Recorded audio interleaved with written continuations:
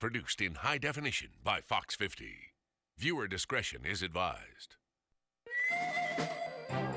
Tonight, 8 months pregnant and murdered. It's the case that's baffled America. NC Wanted in high definition starts now.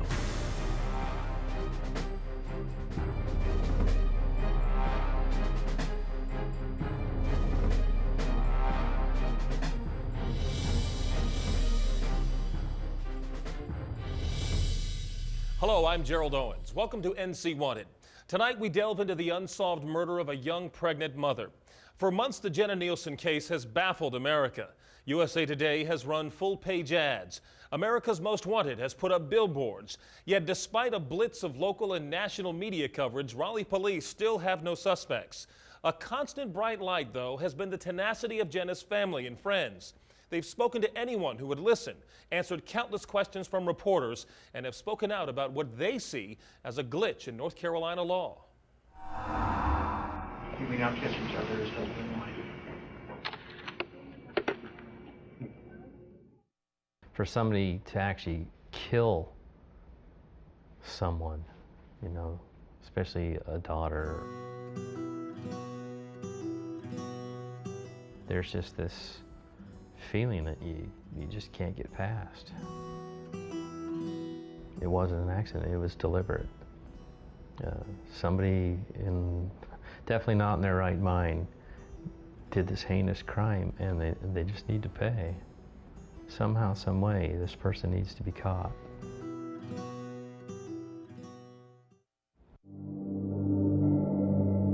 It is not real common that a victim is 8 months pregnant. I don't think if you look at statistics, you see that happening as often as you do, you know, suspect shot somebody. Whenever she walked in the room, people knew she was there, and she loved to give hugs and kisses out to everybody, and she was just everybody's friend. It's been months since Jenna Nielsen was stabbed to death outside a gas station in South Raleigh. The story of her murder has made national headlines and talk shows, but in many ways there are more questions today than the morning of her death on June 14, 2007. The biggest question, why, can't be addressed until investigators answer the more pressing question, who?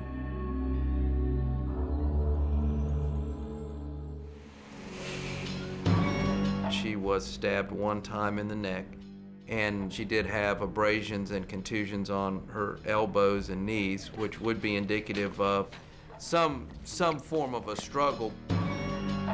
Less than 24 hours after the murder, police release a composite sketch of a man seen in the area of Lake Wheeler Road when Jenna was killed.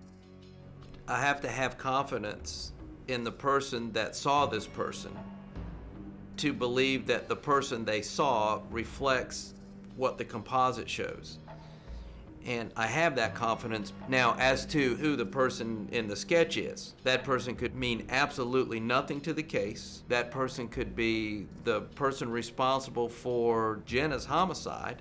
It could be a person that saw who was responsible for Jenna's homicide. It could be one or all of the above. But I do have confidence that the real person, as depicted in the composite, went through that parking lot between 3 and 3:30 in the morning.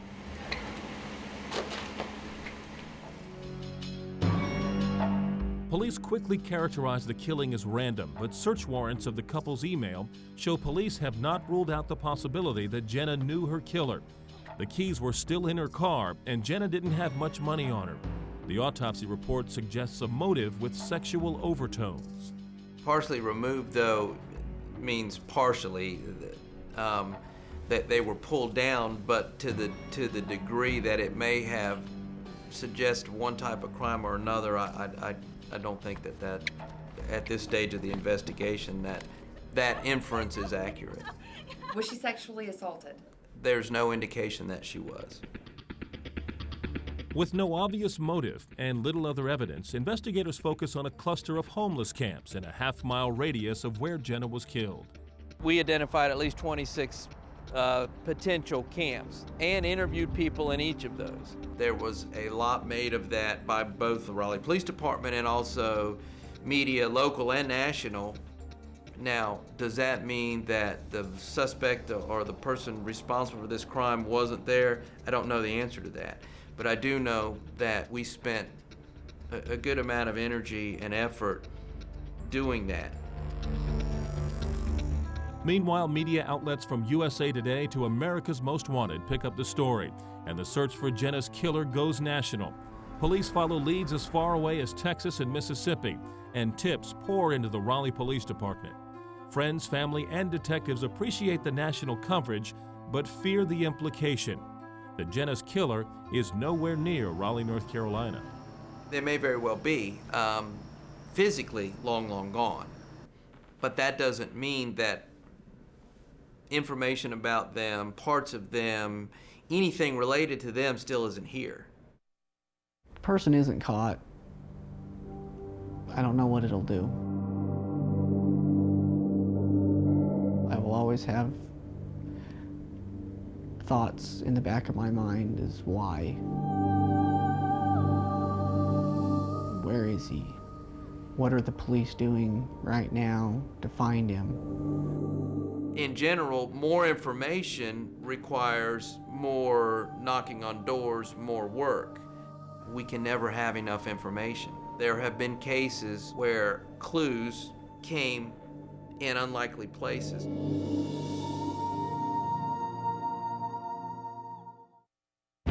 Statistically, your greatest chance of clearing a crime is within the first 24, 48 hours.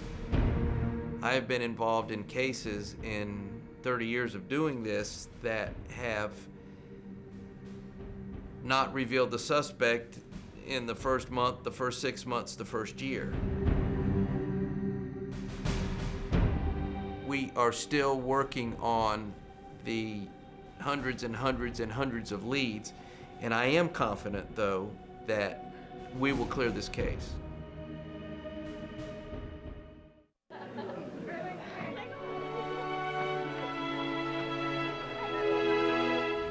Somehow, some way, this person needs to be caught.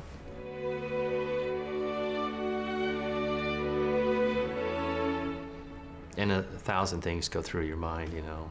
I want to be the first one to catch him. I want to be there. I want part of it, you know. Should never go to trial, that kind of thing.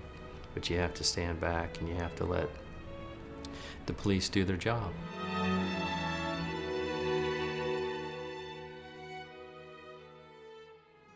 There's an animal on the streets that's loose right now.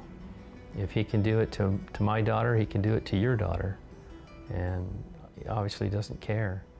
And that person should not be allowed to roam freely.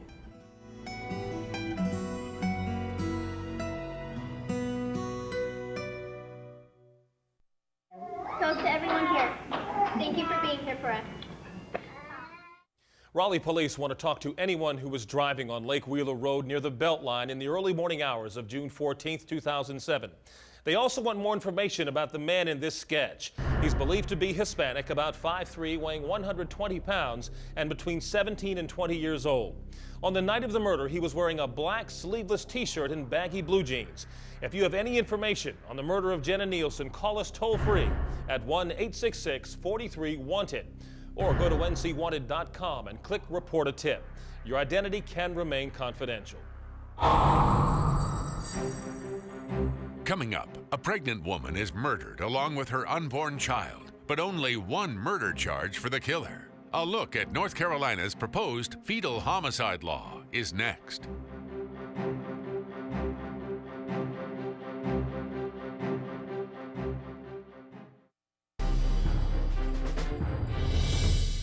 If or when Jenna's killer is caught, he'll face only one homicide charge, despite the fact that Jenna was 8 months pregnant. It's been a source of legislative debate and at times public outrage. North Carolina is one of 13 states without a fetal homicide law, which would make injuring or killing an unborn child a separate crime while in the act of harming a pregnant woman. The case of Marine Lance Corporal Maria Lauterbach, also pregnant and murdered, has re-energized the push for this law. For some perspective, we sat down with Wake County District Attorney Colin Willoughby. one of the things that will probably stick with me for a long time and forever is that little hand, the way those fingers were turned, that had been burned off the arm. That is bizarre, that is tragic, and it's disgusting. The case of a murdered pregnant Marine reignited the debate over North Carolina's need for fetal homicide legislation. Our state is one of only 13 without a law that makes the murder of a pregnant woman a double homicide. I don't think there's been a real serious attempt to address this in the legislature in the last few years. It usually comes up for discussion whenever we have a highly publicized case, but it just hasn't caught the public attention enough to be addressed by the legislature. On January 14th, authorities discovered the charred remains of Marine Lance Corporal Maria Lauterbach in the backyard of fellow Marine Cesar Lorien. Lauterbach had accused Lorien of raping her 8 months before. She was 8 months pregnant when she was murdered. Lorien is still at large, and investigators believe he may be hiding in Mexico. After finding Lauterbach's body, authorities announced she hadn't given birth, and therefore the killer would never be charged with the death of the fetus. Under current North Carolina law, there's not an additional punishment for the death of an unborn child. Senate Bill 295 and House Bill 263 could change that, which worries pro-choice supporters, while others believe a fetal homicide law actually protects a woman's right to choose. Their logic is the murder of an unborn child denies the mother the choice to have the baby. Plus, there is the issue of whether a pregnant woman is showing or not showing, and whether a killer is aware his victim is pregnant. If you get in a drunk driving accident and kill a pregnant woman or kill the unborn child, should the punishment be enhanced when you didn't know that person was pregnant? That's certainly a different situation from when you kill someone who is 8 months pregnant and showing, and it's obvious to the world that she's pregnant. Neither of the bills makes exceptions for a pregnant woman's appearance, a killer's awareness of her pregnancy, or the age of the fetus. In one state, a judge rejected a defense argument that because a fetus was only 14 weeks old, it was not a human being. These aspects have yet to be defined, but what is known is there has been no shortage of murdered pregnant women in North Carolina. The murders of Janet Abaroa, Michelle Young, Jenna Nielsen, and now Maria Lauterbach have drawn public support for a fetal homicide law.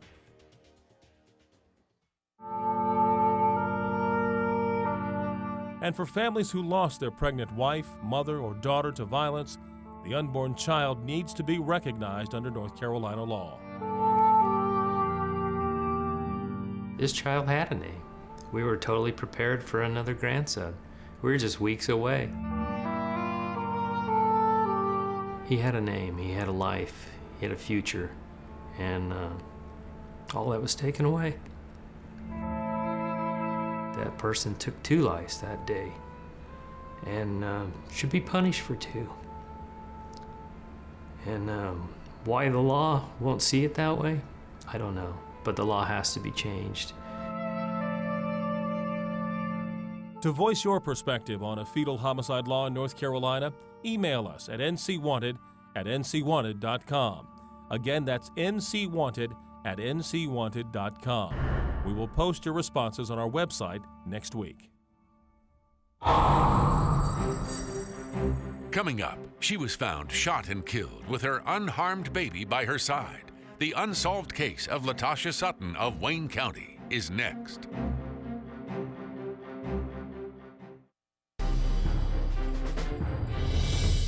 Welcome back to NC Wanted. We take you now to Goldsboro, where police continue to investigate the 2003 murder of Latasha Sutton. Tasha, as she was called, wasn't pregnant, but she was a mother. Her 15-month-old son was in her apartment and possibly in the room when she was murdered. She had a little son, and she was in school at Wayne Community. She was getting her early childhood development. Very friendly, very outgoing. She was really bubbly. She didn't meet any strangers, so to speak.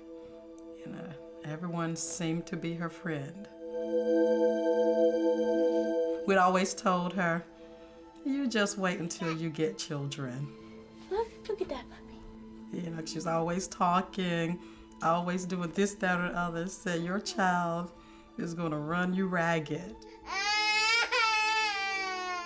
He was running her ragged, you know, and she loved every bit of it. She really did. We're gonna get dressed, okay? Come here. Goldsboro police are called to Latasha Sutton's apartment in the early afternoon of August 26, 2003. Her mother had found her, shot once in the head, lying on the bedroom floor. Her 15-month-old son was by her side, covered in blood, but not hurt. The front entrance of the home was actually ajar when the mother arrived. It was closed, but not latched. There were no signs of any forced entry to the apartment. The child, as well as the mother, appeared that they would have been dressed for bed. Hey, Dad. Yes. There did not appear to be anything that had been taken or even out of place. And I've always believed that the person that killed Tasha, she knew. I mean, because it was late at night and she was ready for bed, you know. So, you know, like you said, without there being any sign of forced entry, I feel like it was someone that we all know. So the investigation begins, focusing on people Latasha knew. She was living in an apartment complex with many neighbors, but potential witnesses say they never saw or heard a thing. The day of the murder, a local medical examiner assembles an initial report. By the time the report is completed, police quickly identified 2 potential suspects. But in the 4 years since the murder, detectives have come up short. The family, who obviously had a hard time with it, not have any closure. And you would hope from your part as a law enforcement officer that you would be able to bring that closure to this matter, and to not have been able to do that, it's definitely frustrating. We all look at television shows and look for, you know, the forensic evidence and all that's going to solve everything. Those things happen and are nice. I think the #1 solver of crime still to date is people. And in this case, you know, what we need and hope to get are people who know things that we don't know.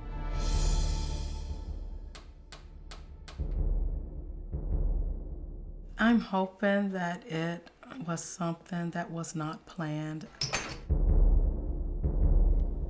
I can't imagine someone being that cold-hearted and would plan to go there and kill her. I really believe that it was something that just happened. Do you feel like the person who went to her apartment that night and knew what they were going to do before they walked up to the door? I honestly don't have an answer for that question. I don't know. Latasha's family has struggled to understand and accept what happened that night. Her mother, who still can't speak publicly about the murder, is raising her grandson, now 5 years old. He acts just like his mother, and although his presence is a painful reminder of her loss, he's a part of her, soothing what otherwise would be unbearable. I don't think it was so immediate what happened that she didn't have a few moments to have some lucid thoughts. I know she knew that he'd be loved and well taken care of. The thing that bothers me is, did she have the thought that whomever killed her was going to kill her baby too? He was 1 at the time, and I don't know how much that he actually remembers of her, but when he see her picture, he knows that was Mommy. And I really hope and pray to God that he does not remember what happened that night. Latasha's family believes the child was in the room when his mother was murdered. The anger her aunt feels toward the killer is offset by her gratitude that her great-nephew is still alive. I don't know if I should say why I feel that, but I believe he was right there. No doubt in my mind. Bad things happen to good people. You know, it's cliche-ish, but it's true. You live the best life that you can live, and that way be able to look yourself in the mirror at the end of the day and know that you've not mistreated your fellow man. You know, and then if something bad does happen, you know it wasn't something that you caused. You know, and be aware that everyone that smiles at you or talks to you may not have your best interest at heart.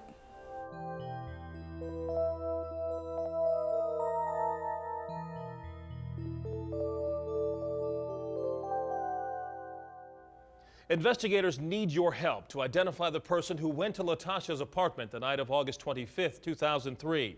If you have any information about this case, call us right now at 1-866-43-WANTED or go to ncwanted.com and click Report a Tip. You don't have to reveal your identity. Stay with us. We'll be right back to recap tonight's cases.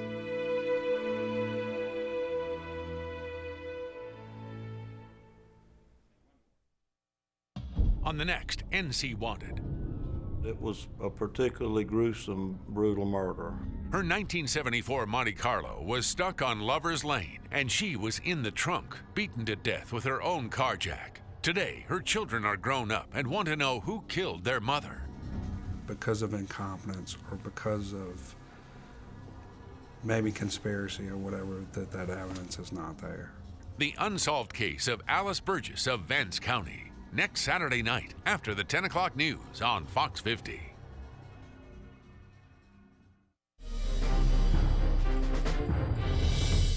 Time now to review tonight's cases. First, the unsolved murder of Latasha Sutton. She was killed in Goldsboro in 2003 with her toddler nearby. Detectives think Latasha knew her killer.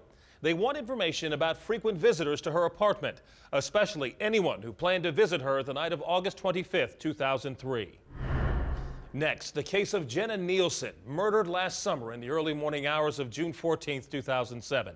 It happened while she was on her paper delivery route near downtown Raleigh. There's a $15,000 reward for information leading to a conviction.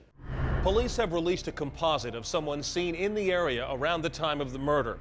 Police also want to talk to anyone who passed by the Ameriking gas station on Lake Wheeler Road between 3:30 and 4 o'clock that morning. Anyone with information on tonight's cases should call us right now, toll-free, at 1-866-43-WANTED, or go to ncwanted.com and click Report a Tip. You don't have to give us your name.